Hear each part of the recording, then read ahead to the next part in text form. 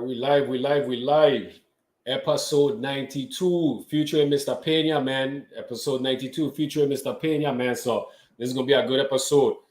Before we get started, we had Kushefan last week Sunday, episode 91. So definitely, if you guys got a chance, definitely check out that episode, man. Dope episode. VI recording artists, reggae doing big things and stuff like that. Before we ended the podcast last week, he talked about his new song, God Woman. So I have it here and I'm about to play for everybody, man. God Woman. So this is the new song from Kushef, God Woman. So you guys listen up, man. I definitely support.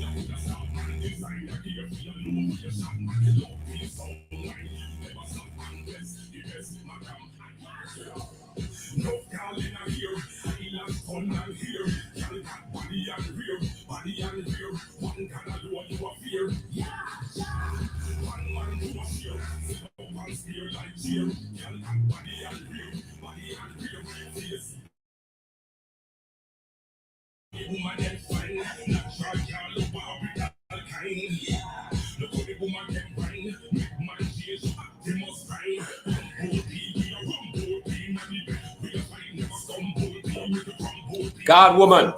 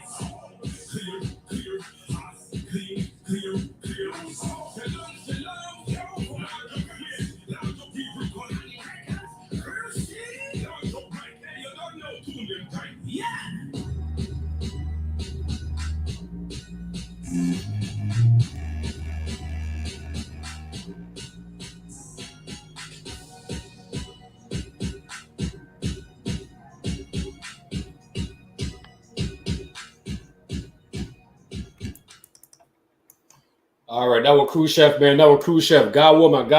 Definitely check it out, man. Definitely, Cruise Chef, his website is cruisechef.com. Also, I can follow here on Instagram at Cruise Chef, man. Definitely support, man. Clarence Joseph, straight out our west side, man. Frederickstead, St. Croix, man. So definitely support the brother, man. So we definitely have to show him some support and everything. He was our last guest, man. So dope. It was a dope episode. Really enjoyed that episode. That was the first episode being back from a long break, man. So definitely support the brother. Big up to everybody who tuned in, supporting Mr. Pena, man. And I appreciate everybody tuning in last week live, supporting and stuff like that. Ego, big up yourself, man. Corda, big up yourself. Everybody, Tyrone, big up yourself too, man. Everybody, man, appreciate the support and everything. But we'll definitely get started, man. So let me welcome my brother. I ain't seen him not in a minute, but I ain't seen years and everything, man. But welcome to the Elite Podcast, man. Mr. Pena, man. Manni, big up yourself, brother. Thanks for having me, but boy. Yeah, you can say that one again, boy. Yeah. We haven't seen each other in a long, man. I could say maybe 2000 when you graduate was the last time I see you in passing, pretty much. I think that's when it was the last time I see, man. Yeah, man, we feeling kind of old Yeah. now, man. Yeah. For Cool, sure, man. for sure. Thanks for Yeah, having me. time I'm flying. glad to be here. Yeah, man. Yeah, man. I appreciate you being here, man. Taking time out and stuff like that, man. You know how it is, man. But everything blessed us, all right. Oh yeah, man, everything going good so far. Just living life, working hard. Taking care of myself as much as I can. So it's been good so far. I can't really complain. Yeah. Hey, that's Still important these breathing. days. That's important these days. Taking care of yourself, man. You Yeah. know, your mental and your physical. Definitely these days. Yeah. So yeah, man. Big up to everybody, man. Much love to everybody tuning in and stuff like that, man. I'm messaging on Facebook. I can't see the pictures and stuff like that. You just said Facebook user, but I appreciate everybody commenting and stuff like that, man. So I always love from the Elite Podcast. Yeah, man. So Manni, man, how was it? How was you as a child, man, growing up in Synchro? Like where you grew up at? How was you as a child? Okay, so I got a couple places I could shout out. I start off life in Harbor View. Shout out to all my Harbor View people them out there. Yeah, love. I grew up there for most of my young childhood. Then my father was able to get me into a better situation. He ended up building a house over near the catch and rest area, so on the east end, close to Penny Beach. So I spent most of my teenage and years on that side of the island. But as an East boy at heart, Yeah. I love my island, St. Croix. But yeah, it's growing up. It was a little tough. Like anybody tell you, you're from the island, especially in the projects Harbor View, ain't no joke. And anybody who lives there, they know exactly what a vibe is. I lived through Hugo when Hugo tear down, that whole area. So there was a lot of things going on over there. But that's where my heart is. Will always be there. But I was able to benefit from my father moving us out of that, when I was a young boy, and give me a little bit more room to do more things for myself around the area. Yeah. Who were some of your childhood friends growing up in Harbor View? What? You remember? So Akim Pemberton, he and Duana. Akim was really rest in peace. Really good guy that live above us. He was my brother's best friend. And you know how it is when you're the young boy, you are, and I was the youngest. So you always want to ramp with the older people. Yeah, and so, me really have people around my age. I was always, trying to hang out with my brother friends, them and stuff. But like shout out to Kaggins, them boys I play ball with, the two times them not too far down the road. I play ball with. So yeah, it's been a hot minute, man. It's a long time ago, but most of my friends them from there was the older generation, just because that's how I was raised. You be around older people, you try to soak up as much wisdom as you can, and cause enough problem and blame it on them. Yeah. That's how it is. So yeah, but yeah, I would say Akim was probably the closest one I get to. He's part of the Pemberton family. He and Doan. So shout out to that family for sure. Definitely, yeah. Rest in peace. We lose them too early, but those were pretty much who I were closest with when I was younger. Yeah, man. Definitely rest in peace. Big up to the family. So, what were some of the things that you guys used to get into growing up? Like in the projects, you got to share. I know. You know how it goes. Okay, so first off, every island man love Kennep and mango. So that's the big thing, right? Yeah. So we used to go. There used to be this lady house, this old lady, sweet old lady. She had like a big mango tree, and it was a gated house. So we had to climb the fence, steal a mango. Unfortunately, she got upset. And so we used to do a lot of island stuff. We on the beach almost every other day. If your mother ain't tell you anything, you're running down the street to go to the beach. Yeah. We used to play basketball on the court when the rims then was up. Sometimes they wasn't up, so you can't really do much. But yeah, we used to do a lot of silly kid stuff. Exploring and climbing stuff you ain't supposed to climb. flipping off the building on the third floor onto some mattresses on the first floor down on the ground, being wild and stuff like that. Yeah, man. We had some moments. It was really fun, but you had to make fun of what you had around you. You ain't had much. We didn't have much growing up in game systems or none of them kind of things like how the kids them have today. It was just straight up you outside as much as you can for until the street light them about to turn on and you about to need to be home. We just mingling with the people, helping people out. So it was a lot of little different things. How it is back home, but it was fun. I enjoyed that part of my life just because I feel a little bit more free. I was able to just explore and hang out and do things and figure out how tough you is, and then figure out how bad you is too when your mother screaming your name, so you're in trouble. So yeah, but it was that's true. During them times, you had no responsibilities, man. You had to pay no bills or nothing, You just have to follow your parents' rules, so you don't get beat and so. Oh yeah, man, and it don't matter. You know how it is when you're raised. Like I love my mother; she's a Hispanic woman, and she's an island Hispanic woman. Yeah. So it was you used to get beat for stuff you might do, stuff you do, stuff you're gonna do later, and then stuff other people blame on you. So it didn't matter. You get touch up for every single thing. So you know what your threshold with pain was. Poke the bear as much as you can. But somebody say, Emmanuel, you're in trouble. That's you hear my first name call and the lights them down. That means I going home to a belt or something. But I won't want it any other way because it keep me out of being in too much trouble, and it teach me enough discipline over my lifetime to make sure I know what I was supposed to do and not supposed to do. So I won't have it any other way. I think being raised that way, strict and stuff like that with my parents, it solved the right purpose. Again, make sure I live in comfortably now, so I can't really complain about what they do for me, right? So.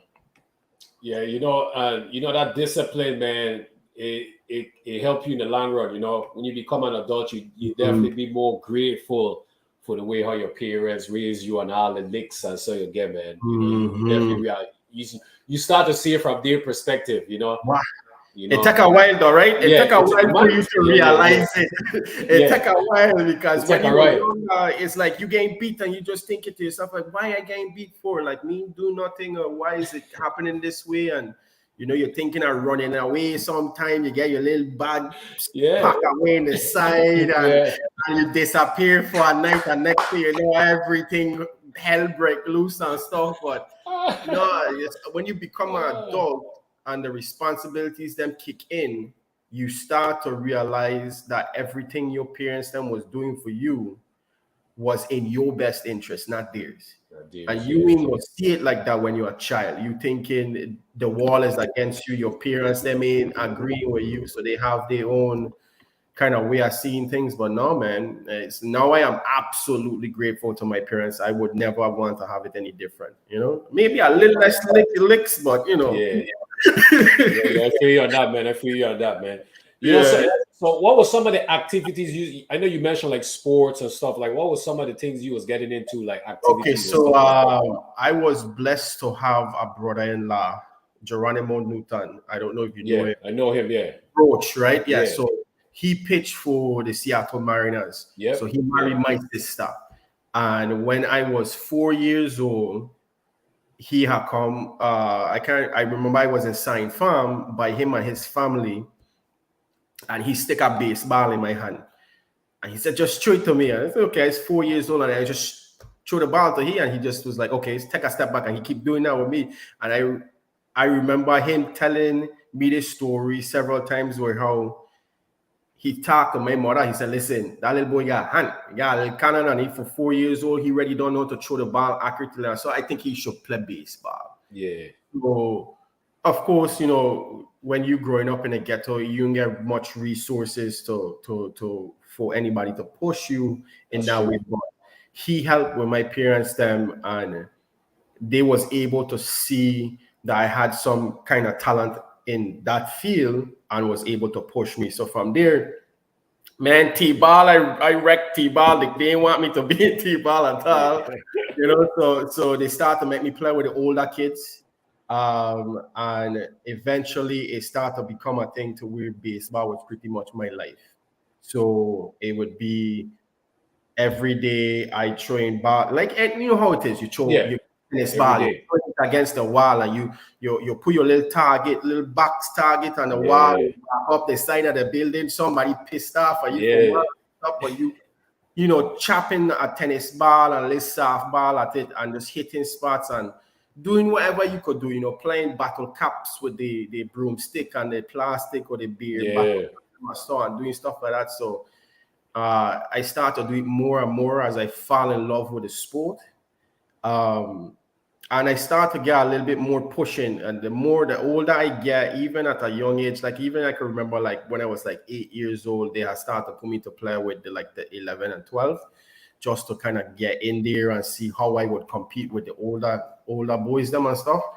And of course, physically, I was tiny man. I was so short and skinny when I was younger. It was a little difficult playing with the older boys than physically. Yeah. Physically, yeah. But I was capable of doing everything I needed to do. So eventually, once I start getting older, it just, the wings them spread. And I start to make a name for myself, and I start to get, invited to our star game and travel team and stuff like that. So I would say baseball was pretty much my life outside of just being a normal kid and just, Yeah. going around and doing whatever you do. That from the age of 4, that would pretty much be me. I would always have a glove and a ball in my hand, and I just either train it up in the sky and playing catch with myself, or I play catch with some of the older kids. I'm like Akim used to play catch with me. My brother sometimes when he wanted to would play catch with me. So yeah, I would say baseball definitely was my passion. It still is my passion. I love that sport more than anything. But Yeah. as life goes on, sometimes you can't enjoy it the way you want to, right? That's facts. That's facts, my son. That's Yeah. facts. What was your first little league team, your first coach? Like, who was your first coach? Okay, so I had the pleasure of being coached by Dido Simmons. I don't know if you remember Dido. Yeah. You can't forget Dido. Yes, This is rest in peace. That man instilled in me the proper way to be a team player, but also be accountable as an individual from a young age. To where how baseball is, it's 9 people on the field. yeah. But if you can't hold yourself accountable when stuff is getting tough, then you ain't gonna mount to anything. You ain't gonna be successful. So I used to play for him, and my first real little league team was the Suns. I used to play It's with legendary. Suns is legendary. you already know, right? So the Suns, Yeah. all the Suns, them. Yeah. That Right, sounds legendary. Drake and the boys, and Randall Boston, and man, Owen, the Moorheads, them, them boys. Yeah. Yeah, so we had a little squad on the Suns. That was pretty much, I think, the 9 and 10-year-old team, and then 11 and 12. I still was playing for the Suns for a little bit, but eventually I was recruited to be part of the Tigers, and the Tigers, Okay. St. Croix's travel team. We was blessed to have a sponsor, Mr. Prasa. His son used to play with us, and pretty much they were slick. They our team was consisted of the East and West All Stars. So it was based out at East, but we had the 11 and 12 All-Star game in West against Genix, them team over there, Team B. Mario, all them boys used to play on the team, Khalid. Yeah. And Mr. Knight decided to attack, a couple of the West boys there from the All-Star team, the East All-Star team, and kind of like create a super team for the island. Okay. Nice. And then we traveled. So we used to go Puerto Rico, St. Thomas. We play in the Pan Am games. We play in Walt Disney. We win tournaments in the States here in Florida. New York. Like they just take us everywhere, and we were just showing out as much as we could possibly do it. But it was a little bit of an unfair team because when they used to play in the league against the other teams and whatever, they never used to like me. Because we used to beat I got the squad, man. Yeah. They didn't like me for a thing. We used to beat up on them pretty bad. So it's like, you know, it is what it is, though. I mean, but I had the pleasure of being a part of that. A lot of my youthful years, them on the island. You know, I can only give it to some of the best people, them the coaches, Mitch, Dido, Mr. Knight, Genix. Like, man, rest in peace, Genix as well. We lose all of our great coaches from the island. You know, it's tough. I don't even know who is coaching these young kids now because we lose the best ones. So it's like, you know, that's tough. But as a young boy, yeah, man, I'll start with the Suns, baby. You know, I'll start with the Suns, and then it grew up on them, man. Yeah, man, the Suns, man. Yeah, we used to always be hearing about the Suns, man. You know, so yeah, we used to call all kind of problems there. Yeah, we definitely, and I'm sure I'm missing some people. You know, nobody don't be upset at me. There's a lot of names in my head that just kind of coming in and out. Yeah. But we definitely. I don't know how it is now, right? Because I haven't been home often enough to see how the sports scene is really. And I hear some things in the background, but when we were growing up, that was the thing. We had sports. Our facilities then wasn't great, but we had sports. We had enough interest from enough talented athletes on the island to be able to learn how to compete properly. And you know how it is. We island people and Caribbean people, we know how to compete. Regardless of what you have, we go down and compete. So you learn all of that at a young age with a lot of these different things. But yeah, man, just all-star games every year. You know, East versus West used to be such a big thing. Big thing. Used to man, the amount of crap talking between the parents them and the players them, talking pure nonsense to each other. I mean, those was the days, you know. So the days for real, man. It was the days, yeah. I just miss them. I just miss them a lot. You know, sometimes you know sit down and you know you're having a nice moment for yourself. You're just relaxing, watching some sports or something, and you just see the athletes on TV, and it reminds you about how it was for you, you know. So that level of competition from such a young age was a great experience. Like I would never change none of those things. Those things really did instill a lot of things into me to become a better adult, right? So that's true. Yeah, you know, I like about Little League too, man, was the fact that, you know, like all your friends them used to play Little League, so you would go to school and you would trash talk and you know who will be pitching against your team and you know that you exchanging wars or something, and then the game comes, it's just major competition, man. Those was like the best times, man. Yes. But you know, you got Jamela Henry and you know, Renice and a lot of the different individuals back home. You know, they're doing good with the baseball and the softball with the girls and the boys and stuff. Yeah, you know, so they're doing good things over in Rock City, St. Thomas, and St. Croix. They'll be having games and stuff. And then sometimes they'll broadcast the games on Facebook. So they're doing good things. You know, they're doing good things. And I need to catch up on that, man, because that's a good. I always wondered about it. You know. Yeah. So when you come to the States, you'll be in the States for so long. Sometimes you only know as people just give you the information, right? So and I only go back like once every couple, 3-4 years. So I don't go frequently enough, and that's my fault. I should be going back home a lot more often, you know. So that's something that I've been doing more recent until COVID kind of messed up. But now that things finally settle back down, I just go home as much as I can. But my parents, of course, to come up. So I have a little bit of both, you know, to bring me up some of my good food, them and stuff. You got to get out. Yes.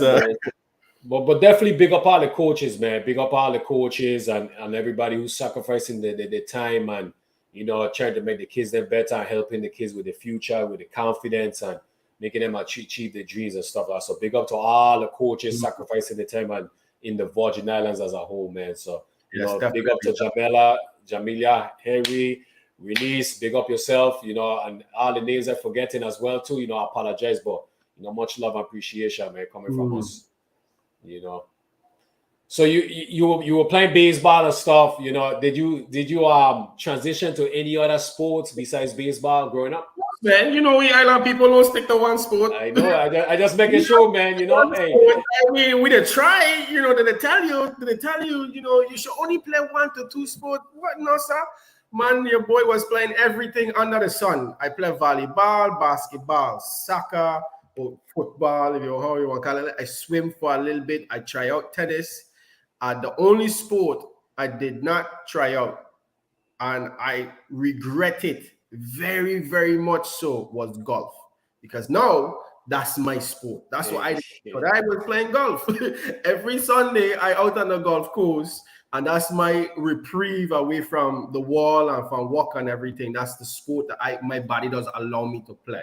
Yeah. Right? Because you know I can't do much of everything else. But yeah, man. Basketball was always fun. I used to play point guard for most of the teams that I was on.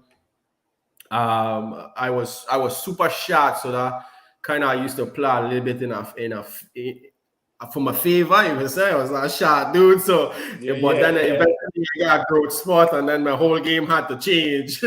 but yeah, man, I would say I play mostly basketball. Volleyball in high school, along with baseball, of course. I played soccer a lot in middle school.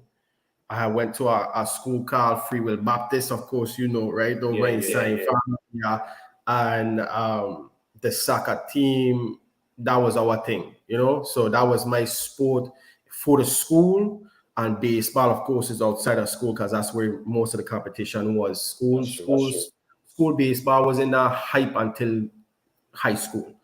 But yeah, I said, yeah, man, I try everything under the sun, you know, dibble dabble and everything. I find out I wasn't as good as in those sports as I was in baseball, but you know, you still talk the game, you still talk trash, and you hold up your chest and you know, but I learned to whatever God give me as skills in these sports, I take advantage of it. So soccer, I do really well in soccer in middle school, but I know that was only for middle school. I know I wasn't gonna play it in high school. So it was just that was a middle school thing.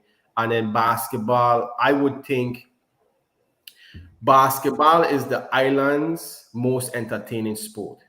Baseball, I feel we have the most talent, but basketball is the most entertaining sport on the island. You know, shout out to Timmy. We have our Hall of Famer, you know, from where we is. So I 100% know what the sport itself does do for the island, especially good basketball. You know, back in the day, the mountain them from St. Joseph and man from Complex and Central going on. But I remember those days.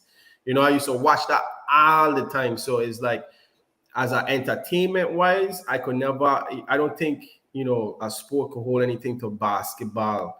But talent wise, I always have feel baseball, we had so much talent. I mean, we had talent in every sport, of course. Yeah.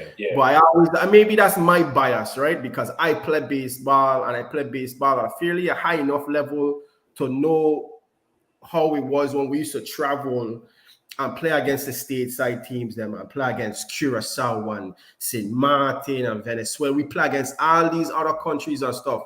So we know what our talent was when we match up against those guys. So I could sit there and say my brothers, them that was in arms with me in the dugout. These boys was talented. They was gifted. And basketball, I don't know, maybe because I used to play so much street ball at the church them or in Princess or something. Yeah, we had good boys balling, but I never had feel there was a clear difference between our talent and just people who the ball, you know, in basketball. Yeah. Talent used to stand above everybody else.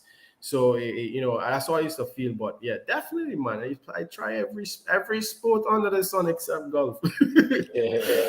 I know golf is your sport. No, yes, man. That was your sport. I will tell you this. People has often said that baseball is the hardest sport, right? At the highest level. You got somebody throwing a ball down near 100 miles an hour, and you have a little broomstick in your hand, and you have to hit it out the park. Yeah. That's not easy, right? And then being the person throwing the ball, you have to be able to throw that hard and hit a little mitt in a little square, and you have to know how to do all that stuff. Absolutely, 100% agree. Baseball overall is the most difficult sport. The hardest sport is golf. Hands down, ain't even close. Oh, Because you right, yeah.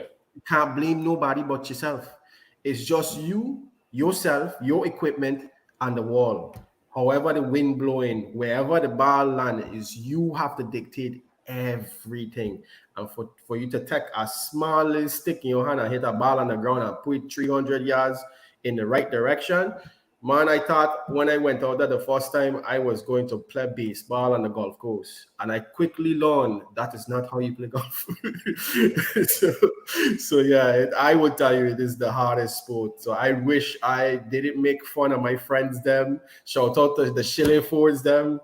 I didn't want to make fun of golf so much when I was younger. Because Jamal, who is one of my childhood best friends, this man was a golf dude.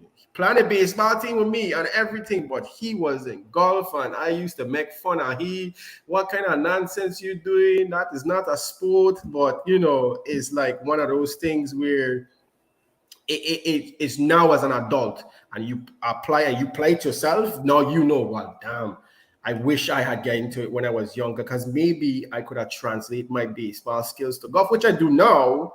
But now I do it for leisure. Leisure, yeah.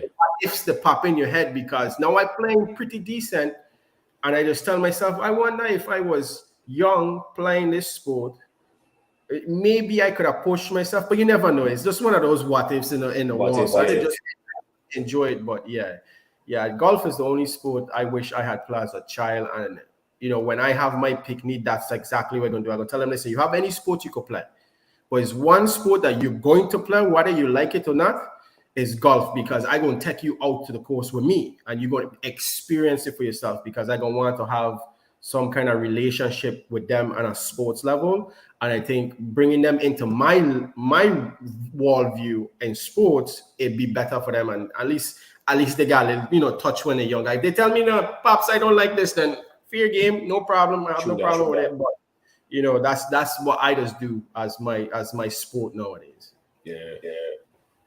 I played golf a couple of times, man. I was saying the same thing. I was like, man, I wish I started playing golf when I was younger and try and give it a chance, because if you're good in golf, man, that's easy. That's easy money, easy fun. You on your own time.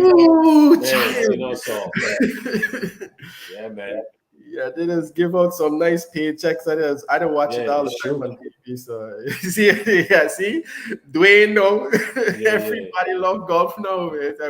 I just wish it's unfortunately it's an expensive sport. So that's so then we want to play when we were younger, but we didn't have money for that kind of equipment, right? You have to find some hand-me-downs somewhere. So it's all circumstantial, but as moving forward, the kids them that I interact with on a sports level, which I do pretty frequent, I just want to see how they fare in golf, because it teaches you a lot about yourself too, because it's such an individual sport. You could see how the person's reacting to a bad shot, how they reacted to not doing as good as they thought they was going to do. And so it brings out the character in a person. Because you see somebody on the course, man, you see this all the time. I even see it today. Some dude hit a bad shot and he fling his club in the water. He was vexed. But I was looking at that like, you don't have the character as a real athlete to keep composure when you hit a bad shot. I understand you're competitive and, that's life, but and I've had my times when I'm ready to throw stuff in the water too. You don't know what it is. But it is really build your character. It teach you how to focus a lot more on just you and yourself. So it's something I know will translate very well to other sports. Yeah, that's true, man. You 100% correct, my son. And I always said about golfing is like, it's not even how athletic you is or anything. It's all mental. It's all in your head, man. Like you said, keeping your composure, and making adjustments and being focused. And man, that's a good sport, listen. Yeah. That's a For good sure. sport. You know, For sure. what you always wanted to be when you grew up? Like, what was your dream? What you wanted Tough. to be? Oh, that's tough. That's a heartbreaker. I would say ever since playing baseball from the age of 4 and my brother-in-law opening that door to me, I definitely told myself I was going to be a major leaguer. That was the dream. That was what I worked for. I worked hard, putting some real hours into making that happen. But as you know the statistics behind of it, everybody, there's millions of talented people out there. You gotta have a little bit of luck, just a little bit of luck, because Facts. how many like my brother-in-law blew out his rotator cuff. Yeah, That was his career. it You was it. know, as we gonna get into it, you're gonna find out what happened to me, which happened to me similarly. So it's like major league was my dream, baseball was my passion. As you know, when you're younger, you just push, you don't know how hard to push yourself.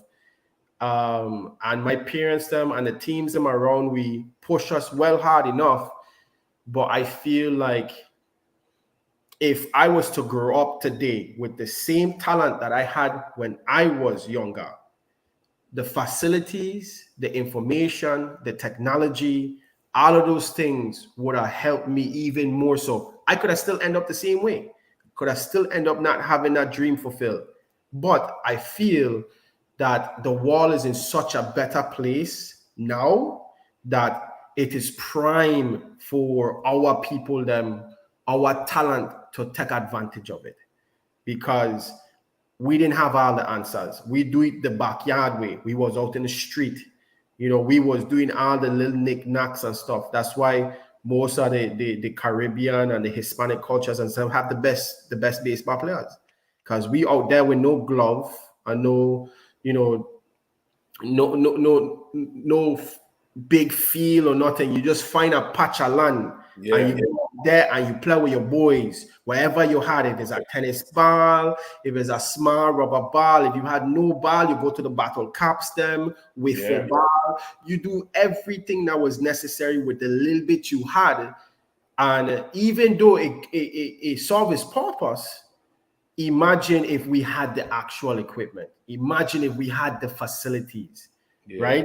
So those are the things that just make me, think about it. But yeah, man, I didn't want to be anything else. Even though I was good at school, like I most of the time I had straight A's pretty much until like high school.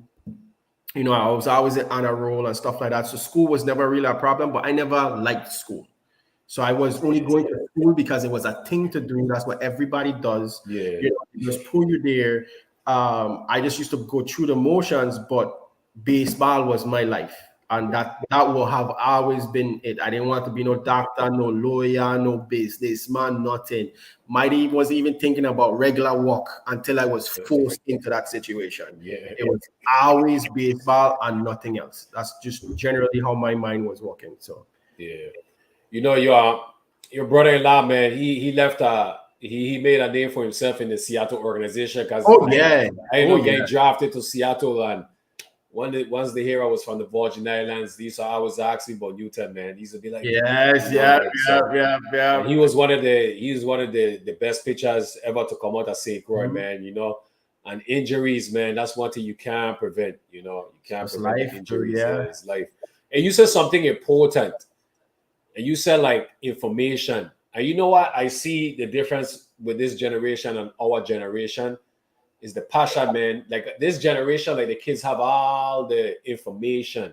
They have Mhm. everything at their hands, with social media, with YouTube, and they could go on YouTube and look at people training and you could get tips and tricks and all that stuff. Like we didn't have that type of information. It was just the information from our coaches, Mhm.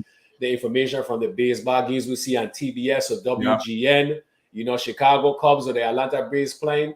Yeah, We come yeah, to the yeah. bat baseball and we play, yeah. We didn't Yeah. have the luxury of like Instagram and YouTube and Twitter, Mhm. and Facebook and seeing highlights and people giving recommendation and advice and stuff like that. Mhm. So, but we had the passion and we had the willingness to compete and be the best that we could be, Mister. That's the difference, definitely. I would say, because I've worked now on the coaching side of things as well,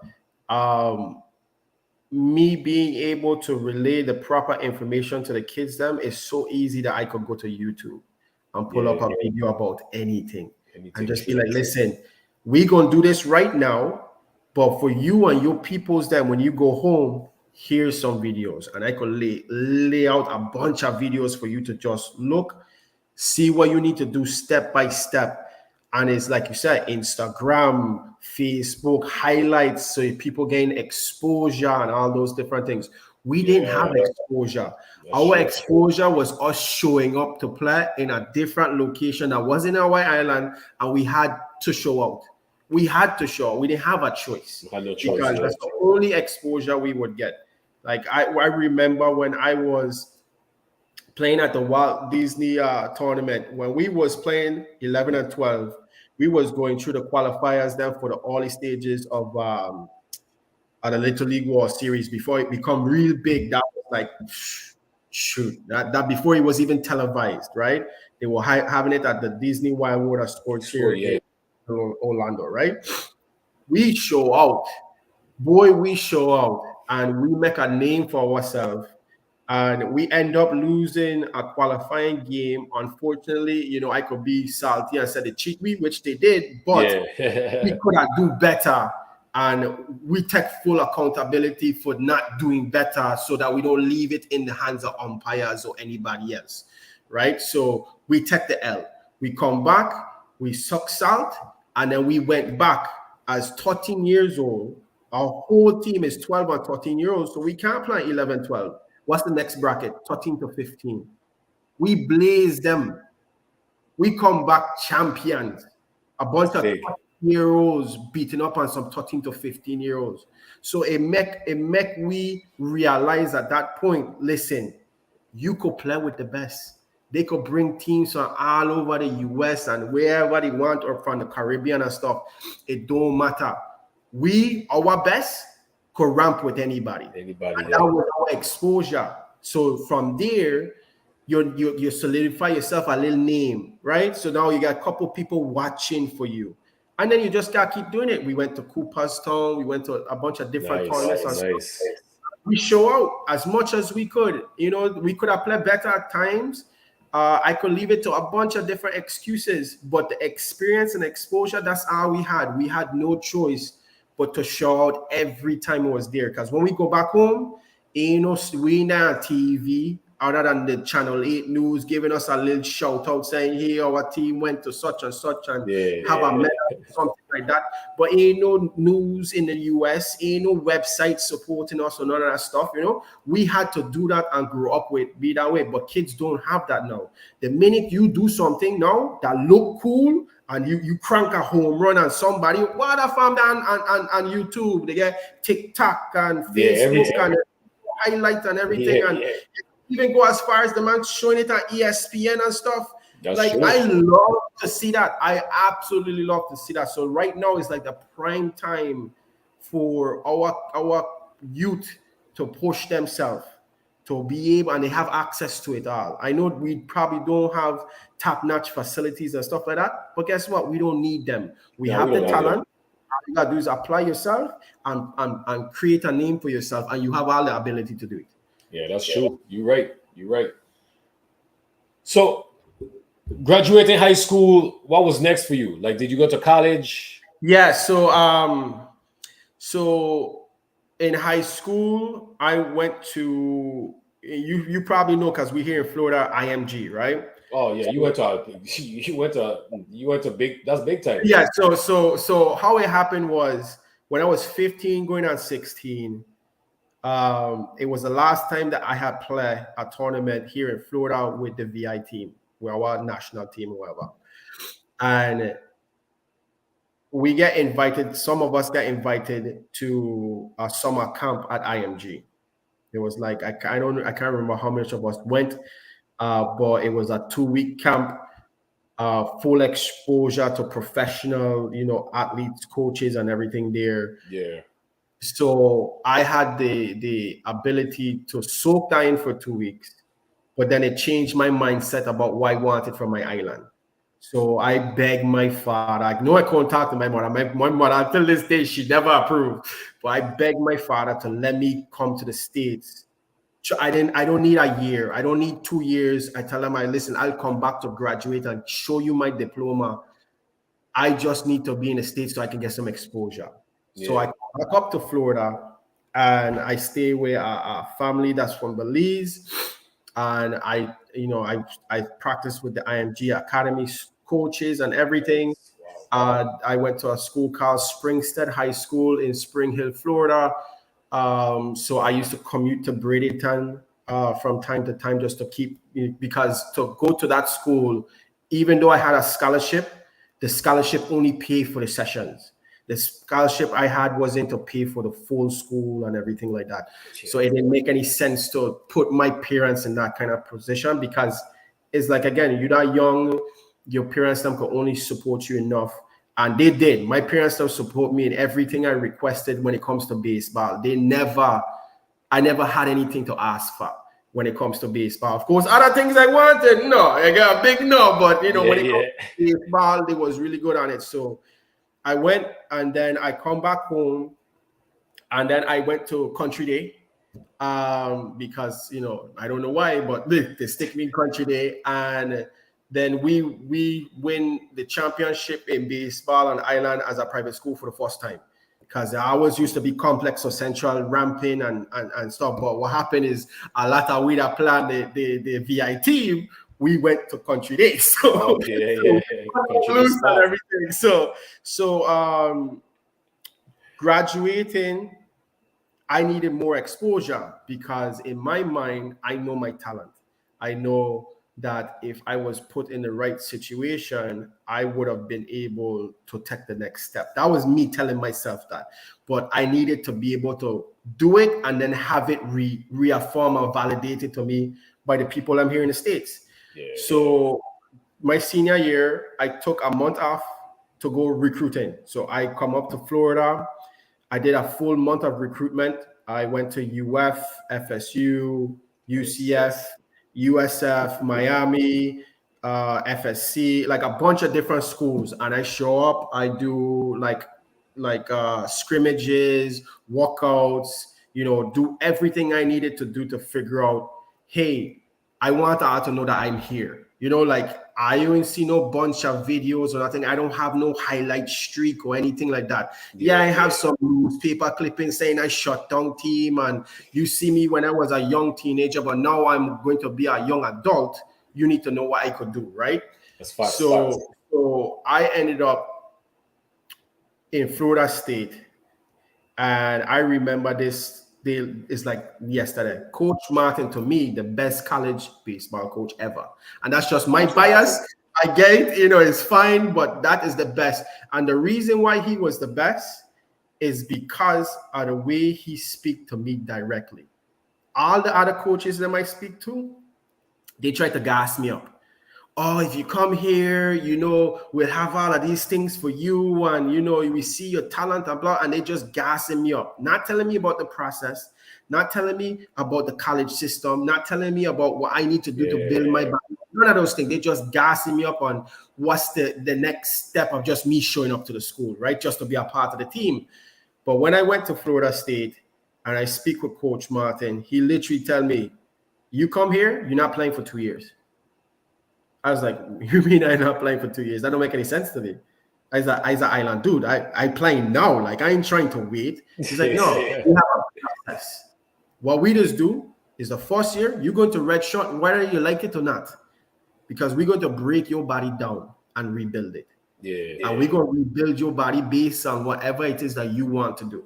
And he said, listen, I know you have a good swing, and because that's why I was a center fielder. At my primary position was center field, and I love my swing. That's no better feeling than hitting a ball out the park. That was what I like to do.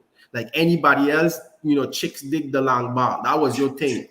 But I also had a bit of an arm, And I used to be bringing a lot just to do like some pitching, some relief pitching. And in my senior year in high school, I show out as a starter. So, you know, I had some things going for me. So he told me, listen, if you become a pitcher full time, what I would be able to do for you is you redshirt your first year, then you play foul ball, and you're part of the foul team, your fresh, your redshirt freshman year.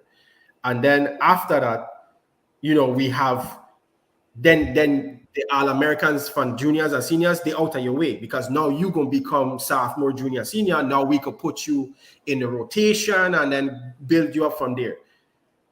All of that was sweet nonsense to me, but he was super direct. Everything he tell me, he stayed true to it. So I tell him, I said, listen, honestly, I get what you're saying, but where I'm from, we don't sit and wait for somebody to take our place. We just show out. And if you feel like because these dudes is 2-3 years older than me, that they gonna have the opportunity because they pay some kind of dues, cool. Well, I need to find out how I could play right now. So he speak to a coach in Lakeland, Florida Southern, which is the top D2 school in the nation, Coach Myers. And he basically speak to the pitching coach and the few coach and said, listen, he has the talent to play right away. You know, I want to send him there, and then he's going to be 2 years there, and then we're going to bring him back to Florida State for like the meat of his career pretty much in college. Because when you're a junior senior, that's when you're showing up for everybody. That's when you got to try and make a name for yourself, you know, nationwide. So I decided to do that. I took a scholarship at Florida Southern, and I went out for a ball. I show out like a fool, you know. I was going crazy. But I had a coming to Jesus moment, if we would say it that way. I didn't know too much about the States as an adult, right? You know, we island people, we on a small island. We don't know how it is to be around a bunch thousands of people, and to go to the grocery store is 20-30 minutes drive just to do that, you know. So it's like getting your feet wet in the States. And then also, you know, we brown. so there's another side to that I don't really want to cut too much on, but you know it's true. You live here in Florida, so you know I out in the country. I know how they look at me from time to time. So I get it. So some things happen that rubbed me the wrong way, and I let my immaturity get a best of me, to where I had a run-in with the coach, and we got into a little bit of an argument, and the man made me run 3.5 miles, which is the lake around the school. That was our cardio. We used to have to run 3.5 miles. And he didn't know at the time that I had a fractured ankle. I was playing through it, and the trainers knew, but they never told him I had a fractured ankle. So I tell him, listen, I'm running 3.5 miles, but he thinking I just telling he no, but I just letting he know like I can't run 3.5 miles. So the man basically gave me an ultimatum. He said, you run 3.5 miles or I kick you off the team. So I was like, well, I gonna run this 3.5 miles. I run the 3.5 miles, boom, but my ankle was swollen, absolutely swollen. Crazy. To the point, it was no longer just stress fractures. It was a compound fracture. Literally, because I was running, and I had to finish within 21 minutes. So it's like the man looked at me dead in my face. So I said, you know what? That's God basically giving me one of those moments that's where your back is against the wall, and we gotta see what you could do. So I ended up taking the red shot. I said, you know what? All right, fine. I'll red shot. Not what I wanted to do. I get to see other people play, and I had to sit out because of my ankle, and I didn't trust the system anymore. I didn't trust what these people was doing, saying to me. It didn't feel right. A lot of it didn't make sense. So I ended up transferring to Savannah State. So I don't know, you know, the Josephs, then like Cedric, Joseph, them boys. So they was going there, and Sim Shillingford, also another one of my good friends, was also there. So I had some people from home going there. So they were telling me, hey, this baseball team over here legit is a HBCU, so you don't have to worry about nobody looking at your skin and giving you any kind of side eye or nothing. You could just show up and play. And of course, I was like, nah, you know what? I might just need to take a break. I need to reevaluate myself. But I ended up jumping on it, decided to take the chance, showed up. Once I showed up, Coach Rigdon at the time was the coach. He gave me a walk-on tryout. I blew out the tryout. He said, what the hell are you even doing here? You shouldn't be at this school. You should be somewhere else. But he was like, I'll give you give me a scholarship and stuff to go. And then I decided to like refocus on baseball the right way. I hit the gym hard. I was trying to do everything the right way. And that's when the injury happened. I dislocate my shoulder, tear my labrum, damage rotator cuff, rupture both tricep and bicep all in one go. And it was a freak accident. It went in like you would think somebody said, oh, they dislocate the shoulder. People would be like, oh, well, you just pop it in. Yeah, some things could happen, but it's not too big. No, partner, man. All it was a ball coming back up to me. I trained BP for my team. Just warming people up, just train some BP. So when you train BP, get a little cage in front of you as a pitcher. Yeah, the L cage, yeah. So partner, my hitter come back at me, and it went through the bottom of the cage, like the net. It bust through the bottom of the net. It wasn't secured enough. So me, as an athlete, the ball coming at you, you're going to reach down and grab it. Man, I reached out to grab it. I end up tripping. So you would think, well, you're on a mound. What's the best way to fall? Just slide. Put your hands them out and slide. No. When I do this, my right hand literally roll up underneath me and my weight dislocated upwards. So when that happened, my shoulder were up like this. The trainer come, pop it back into place. And as soon as he pop it back into place, everything went. Literally, I just feel the coldness, the pressure, everything snapped. And that was pretty much the beginning to the end. Because it was like when I took the MRI, the doctor showed me, he was like, yeah, all your shit there pretty much. Like, like we got to figure out what's your next step. So going to HBCU, unfortunately, this is why I said timing. I wish I was doing this now rather than back then, because one, the medical field is way more adept now than it is back in the day. So that's true. So for somebody that's going through an injury, you can have a surgery and they'll fix most of the stuff through surgery. But in 2006, that's not happening. They're giving you options. So the guy told me there was a 20% chance from surgery for success. I don't want it 20%. That don't sound right. That's too low of a number. So I was like, okay, what else we could do? He said, well, physical therapy. But it's going to be gruesome physical therapy. Like we're going to have to work at this for like a year to rebuild your muscle and everything else or whatever. So I chose that. But of course, the trainers and the facilities and stuff at the HBCU ain't heavily funded. So I could only do so much. So it become to an issue to where I could start to throw again, but your boy was throwing meatballs. Like I was throwing 92, 93 miles an hour and the ball ain't have no movement on it. Mumbas, they were just sitting there just asking to be hit because I couldn't throw the same way. I didn't have the same whip. I didn't have any of that stuff. My breaking balls them, I couldn't throw them because of the stress that it would put on both of my muscle them. So it become a kind of like a sad story, because it's like, what do I do from here?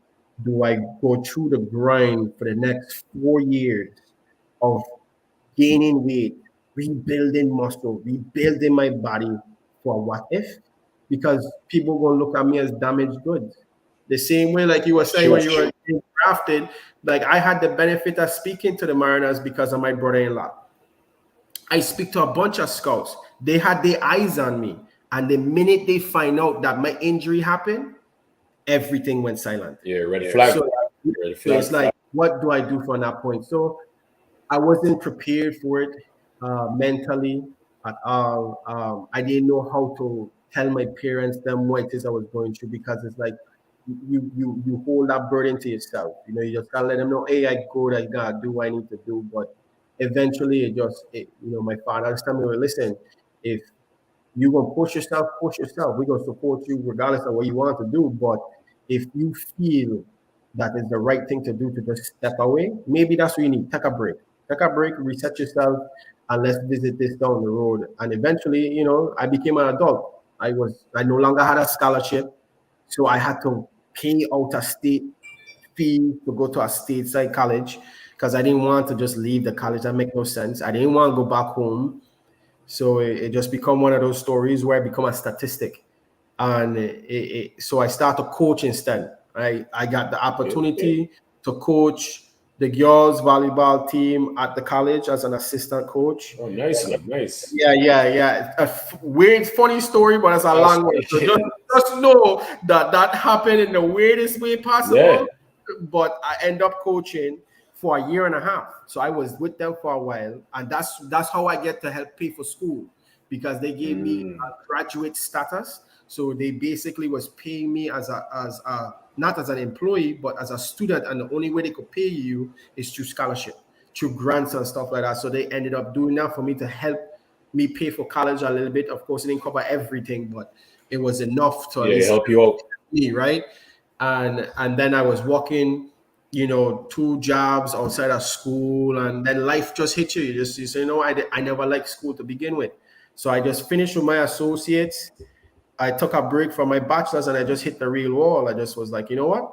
Let me just take my passion for sports, apply it to coaching, since I have, the resume from the college. I went home for a little bit and coached Country Day. I coach a travel team in Tallahassee. So I do a bunch of little different things that was just keeping me alive in the sport. But, depression and losing your dream and all those things, reality hit. So I had to take a big step back, But yeah, that's tough, man. That's tough.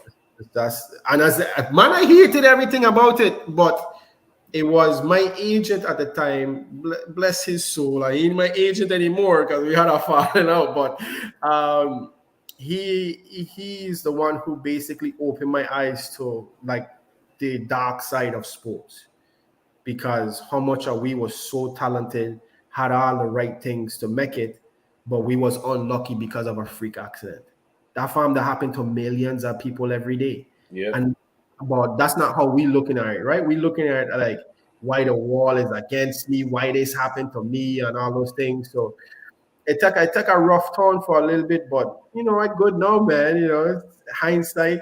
I look at it as a blessing, because now it allow me to transition into something completely different that I never thought I would have been able to do, and now I'm doing it pretty much full time. Making a name for myself. So it's really weird how things that happen, but that was just, I guess it was just that's not where I was supposed to be. I was only supposed to use that as a platform to get me here in the States, to establish something here, and then reality setting, and now I'm in the field and walking the way I supposed to. So yeah, that's a rotator cuff labrum. Listen, I had teammates that had labrum surgery and rotator cuff surgery, and it never was the same. And you tear everything. That's pretty much career-ending injuries, man. Yeah, dude. It's like that's tough, man. That's tough. Yeah, and a lot of people didn't know, right? Because you make a name for yourself in the islands. People know who you is, right? So they gain like little headlines. You come home for Christmas and people ask you how you're doing and everything going good or whatever. But then all of a sudden you ain't playing baseball no more. But that's what you was known for. People know you used to be a baseball star. We pushing you, and the coaches pushing you. And when you come back, everybody like, Pena, what going on? How baseball going is a different vibe. So it's real tough. So I had to hold a lot of things in and just bite my tongue and not go at anybody spreading no rumors. And I hear all kind of crazy rumors from people telling me people were talking all kind of nonsense. But yeah, it was a tough time. And I have my best friend who's a Jamaican that I meet at the school at Savannah State, Lucian. He really pulled me out. Like he stick with me through everything. This man make sure I was good. He used to check in on me, make sure I didn't want for nothing or whatever. He just was that person in my ear that just keeping me grounded enough. So when people suffer those kind of injuries and going through those kind of depression and stuff, you need somebody like that. And I owe it all to him. So now, that's my boy. And I take care of him as much as he needed. So yeah, man. You absolutely right, man. You're absolutely right, man. When you have a dream, man, and you just you ancient get achieve those dreams, and you right there, and you're doing everything possible. You face a little bit of adversity and so, but you still on the right track, man. And then a freak accident like that happen, man. It definitely puts you in a depressive state of mind, man. It's tough, especially at a young age too, because your mind ain't fully developed yet. You didn't experience life as a whole yet. No, You it's know, 20. you're just facing adversity left and right, man. So that'll definitely put you in a dark place, man. But that's good that your friend pulled you up, man. You know, that's good, man. Yeah, man, and that's what people need. You know, it's I Yeah. think my mindset now changed to anytime I just walk with any young talent in whatever sport. Most of the time it's baseball, but sometimes I help out with volleyball if necessary, and or just like a training regimen for kids to not harm themselves as they build their body at a young age. Because I think a lot of that information was done incorrectly when we were growing up. Like they used to tell us to do all these weird workouts, and you know, it's like, Yeah. what is it going to do for we? We don't really know. So it's making sure that parents, which is the most important factor when it comes to a lot of these young talent, is that they're aware of the bad side of it, and they need to be prepared as well. That if anything like what I went through happened to their child, that just letting them understand that it's not their fault. You know, the wall is not against them. That this just happens to people. Yeah. Like use just a number that it happened to, and it has happened to millions of people. Like you ain't alone. There's enough people out there that share your same experience, and it's going to help them get through it. But also teach them how to push their kids them, and how to make sure that you know they get the right mindset to know that regardless of what negativity can come with any success that they have, all they gotta do is focus on itself, push the right way, do things the right way, and hopefully they become successful. Or they could grow off of a field, off of the sport itself. Because I know a lot of people who went to college, some play sport, but that was their ceiling, right? That's how far they was going to go. But what they end up doing, sports medicine, you know, they become physical therapists, sports science and stuff like that. So the sport world does open up enough for you that if you pay enough dues, it's going to give back. So, you know, That's true. it work out for me in that sense. So I can't complain. You know, I enjoy most of my time because of baseball and the friends I've made and the accomplishments that I've had. But, you know, when you become an adult, you just got to start grinding. You got to become an adult. You're working on building something for yourself so that when you have a family, then you build for your family. So, yeah, that's true, man. Hey, well said, man. Well said, man. You dropping some gems, man. You dropping some hey, gems, hey, man. hey, I tried to That's do big, this, you man. know. That's big. Yeah, I loving it, man. I loving it. I loving it. That's big. So, you know, facing adversity, you know, in college and the injury, and you know, dealing with depression and stuff, or your friend pull you out and you know support you and help you and stuff. Where did your career take you now? Where? So my friends them from college was a complete opposite to me. Like when I mean complete opposite, the complete opposite. I am a social butterfly. Like my Ras used to be out. I modeled. I used to travel. I used to party. If it's a party, I used to dance. I used to be out. Yeah. My best friends are all gamers and anime people. Like literally, they in the room. They got a video game up. I mean, that man when Halo used to be the thing, that man get Xbox Live party with people them in the building and all kind of stuff going on. I don't know none of this stuff. So it's like my roommate, he used to put on some like video game music and like anime music to go to sleep to. The man used to ask me, hey, listen, if this bother you, just let me know. I was like, no, man, like, right, like, we're not going on. So eventually it started to grow up on me, right? Yes, I carry on. It started to grow on me.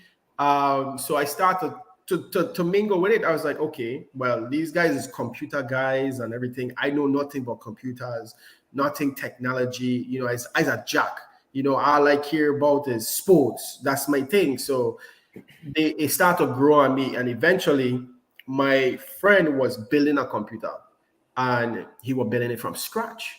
So this is the first time that I see the actual process And it didn't look hard to me. It had looked interesting, but it didn't look hard.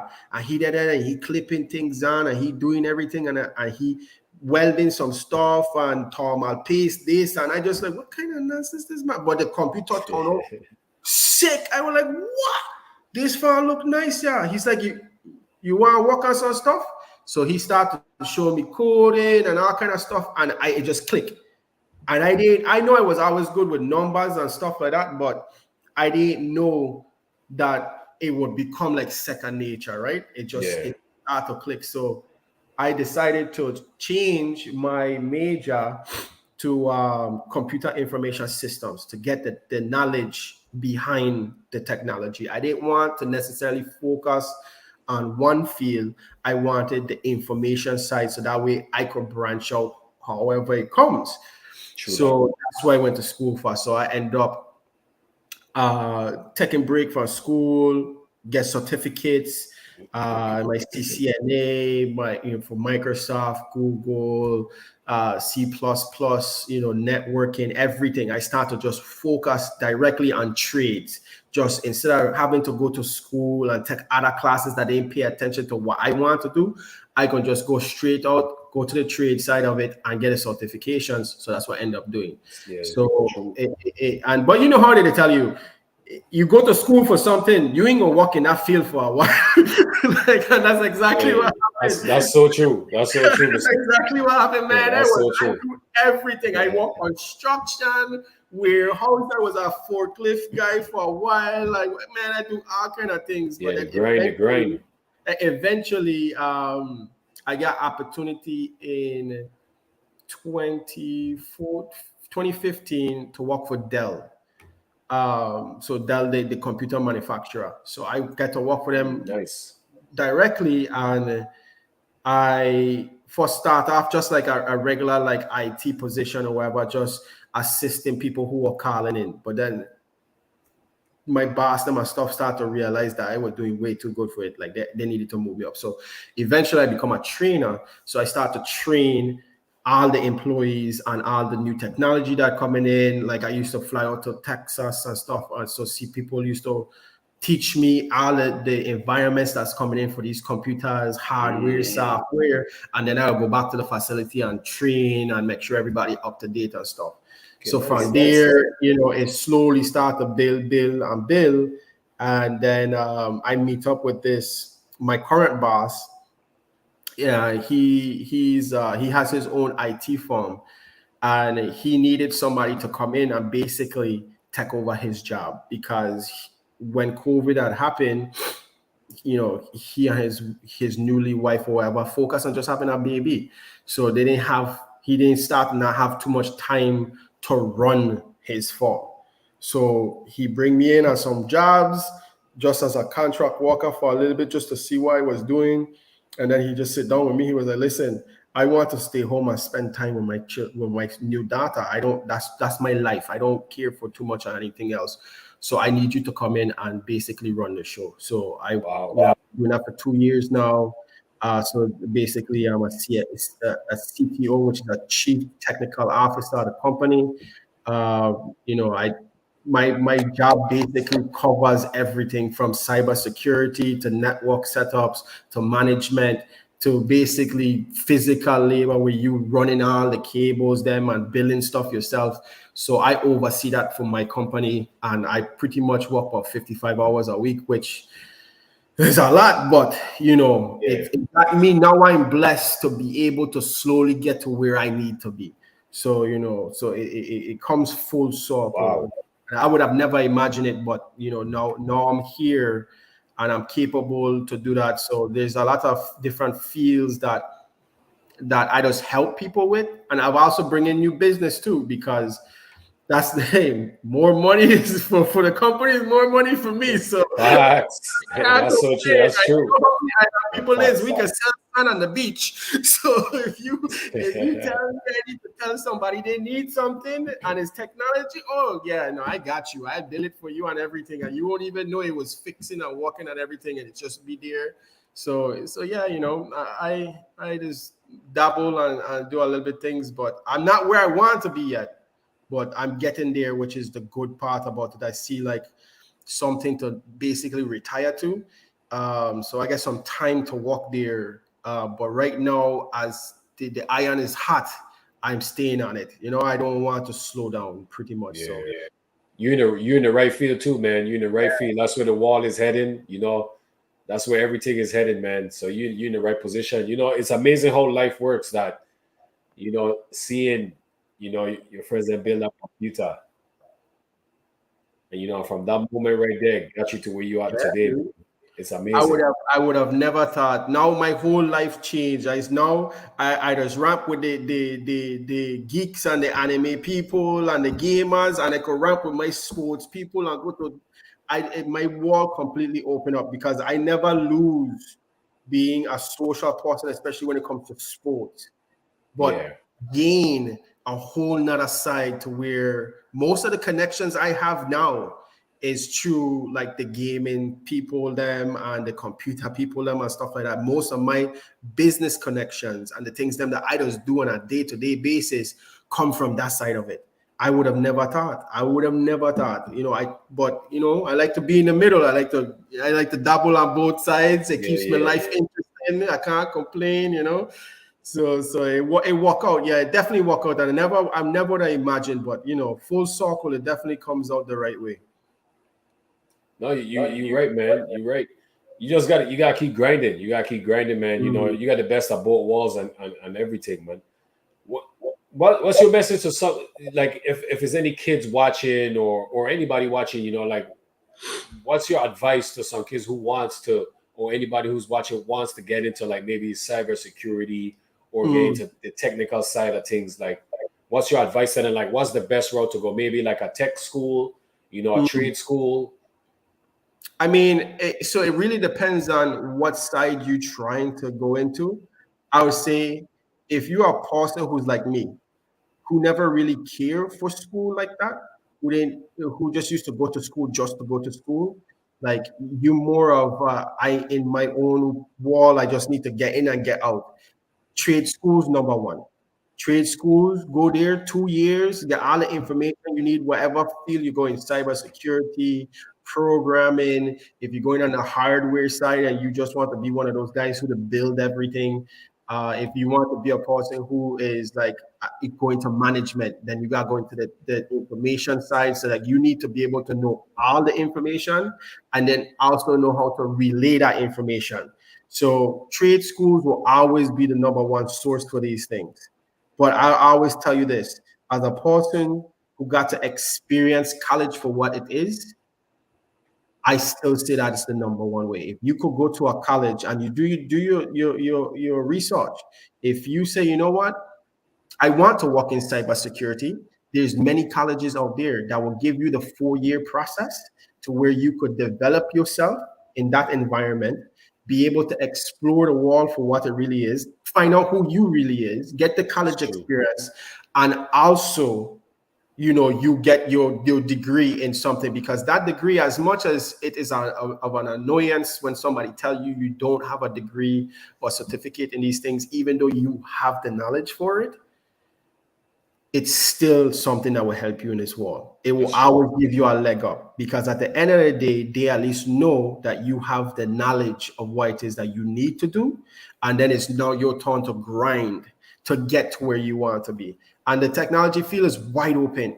It is wide open. There's so many jobs available in technology industry that it is, you won't have to worry about anything. So a lot of people who goes into to specific things, or even like a broad general, like, oh, I went to school for business management, or business administration, or I went to school for chemistry, okay, and like all these like options. I'm sorry, all those things are well, nice and dandy, but if you go to school for something in a technological field, you will never have to worry. There will always be a job there, whether it be something small and you gotta work your way up, or you get lucky and somebody put you in a position right off rip to where you jump in and you gain the money you need to make. That field will always pay. They just pay pretty well. And for relocation, like one of my home girls, She's a programmer. They just moved her from Atlanta to Denver. Fully paid. Had she making 6 figures, they pay for her relocation, so she ain't got to worry about housing and none of that stuff. Everything taken care of her, and she doing is stacking her paper.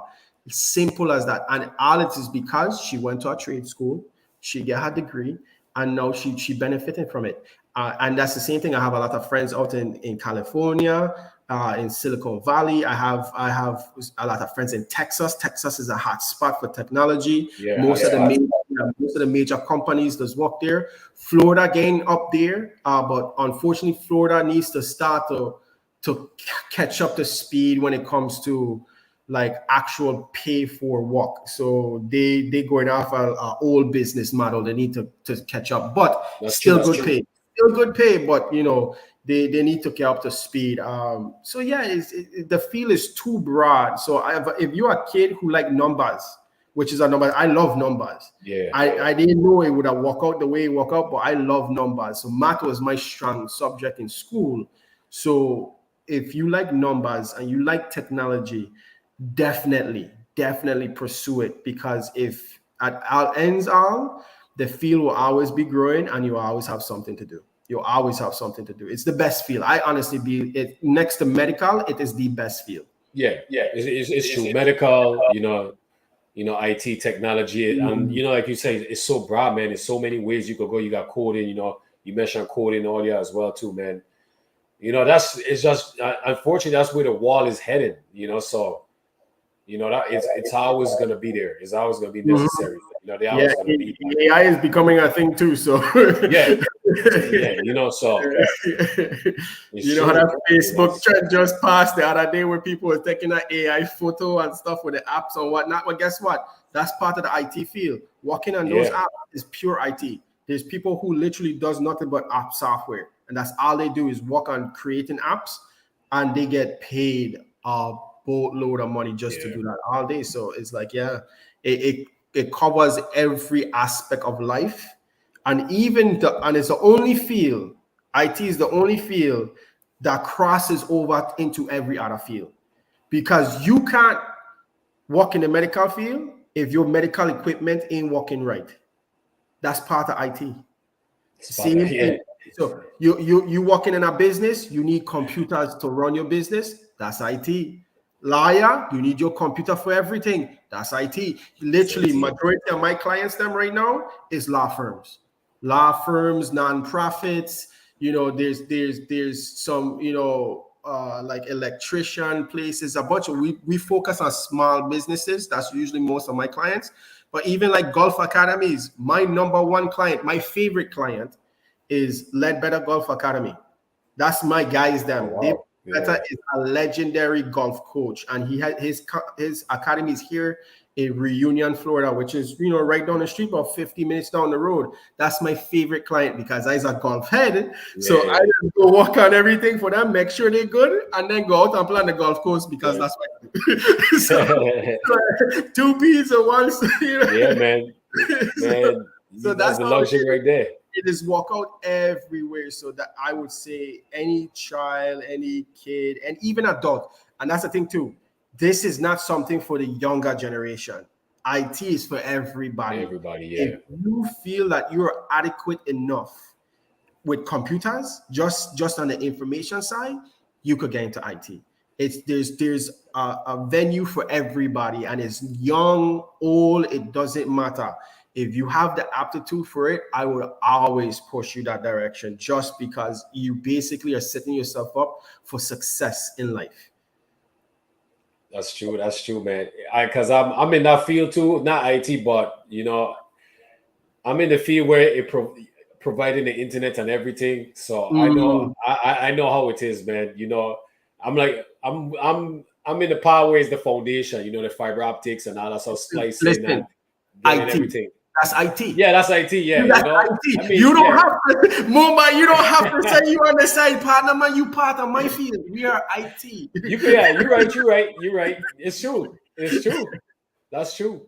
It's so because they are connected. So everything is connected. Everything is and connected. It all makes sense. I've thought about I've talked to some of my friends home in St. Croix, and they had brought like something to my attention because I had my company. I had started my own company in February 2020. That's the same month COVID started to act up. That's when we started to find out. So I had to shut down my company 3 months after opening it because of COVID. So what I was planning to do, and I still in the back of my mind, I still have a plan, is to do something for my island. Our infrastructure needs to change. The internet back home ain't that great. I know it got a lot better from when we was there. We had the dial-up.